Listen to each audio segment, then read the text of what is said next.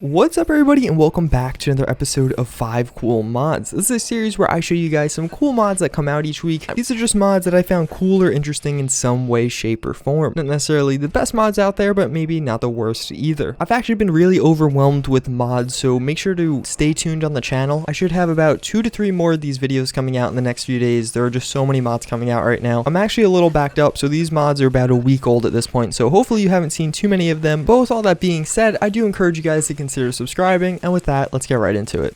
So the first mod I do want to show you guys is the Brotherhood of Steel Uniform Aesthetics. Basically, it overhauls the Brotherhood of Steel uniform selection, taking the base model and adding in a ton of different camos and different colors. There really is a lot to choose from here. I don't really show you all of them. Basically, there's a bunch of matte colors, so just think blacks, whites, reds, orange. Then you do have some different camos, such as urban, digital, etc. But last but not least, and by far my favorite part about this mod, is actually the highlight ability. So you can change the borders of a lot of these armors to have a glow effect and some different colors and some mixed colors. I personally really like the rainbow one. I think it looks really cool, and especially when you play with this at lower light times, so like let's say it's either early in the day or later at night, or maybe just a little bit foggy out, they do look really good as the colors really start to pop. All around, it's definitely a cool and unique armor, not as common as some of the other armors we do get out there. Not a complete overhaul, but some simple changes that definitely spice up some existing stuff in the game that did look pretty good to begin with.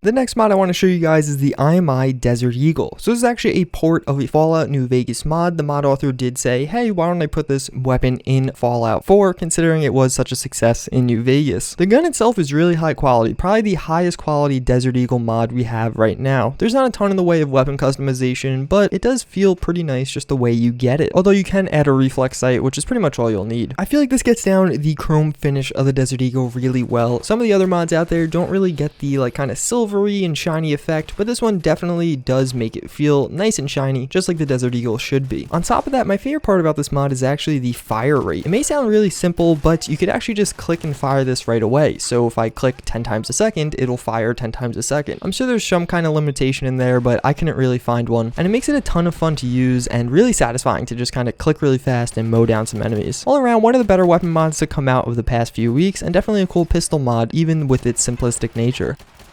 So this is actually a pretty massive release from a technical standpoint. Place Anywhere is a mod we've had on PC for quite some time, basically allowing you to, well, place anywhere. It's finally been released on Xbox One thanks to the efforts of Register 2000. So why is this such a big deal? Well, on PC it's a lot easier to mod Fallout 4. There's a lot more options, and basically it made creating a mod like this much simpler. On Xbox One, you don't have as many options and you're relatively limited just to the creation kit, so actually finding workarounds and a way to make this mod work is a really big feat, and it came out pretty perfectly. Basically, it allows you to place objects anywhere in the world. You can resize them so you can make massive beds or dressers or whatever you want, and more importantly, it gets over the object snapping feature that a lot of people hate. It's a really cool mod, and if you're into settlements or really just want to try something new out, I definitely recommend checking this out. It's a ton of fun to use even if you're not big into settlement building, and if you are, it could really overhaul your settlements and allow you to do things that you couldn't before.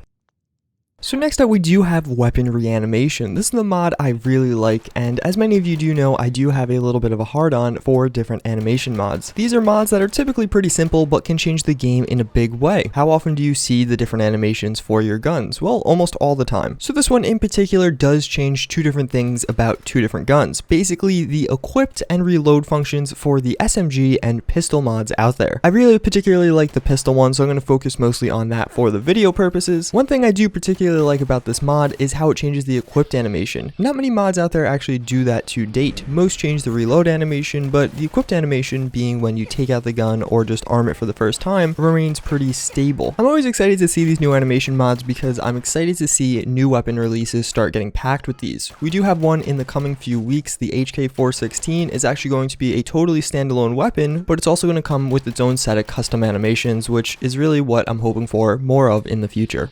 So last but not least, we do have the Catwoman suit. This adds in a fully custom Catwoman suit into Fallout 4, and very high quality at that. This suit is definitely feature rich, having a whip, little cat ears, goggles that you can equip to have night vision, and all around, again, it's just really high quality. All the textures and the models of all this do look really good and really sharp. It also has little claws on the fingers, which I think are a really nice touch. But basically, my favorite part about this suit is that it's not just a slutty version. There is one available where you could have cleavage and all that kind of stuff, but frankly, there are way too many of those kinds of mods for Fallout 4 and not enough just practical armor mods for female characters. I talked about this in one of my past videos, and I'm really happy to see some of these mods starting to come out with the options to have a more slutty version or just a normal version. That's gonna wrap it up for this week though, guys. I do hope you enjoyed. I thank you all for watching. I hope to see you all next time. Later.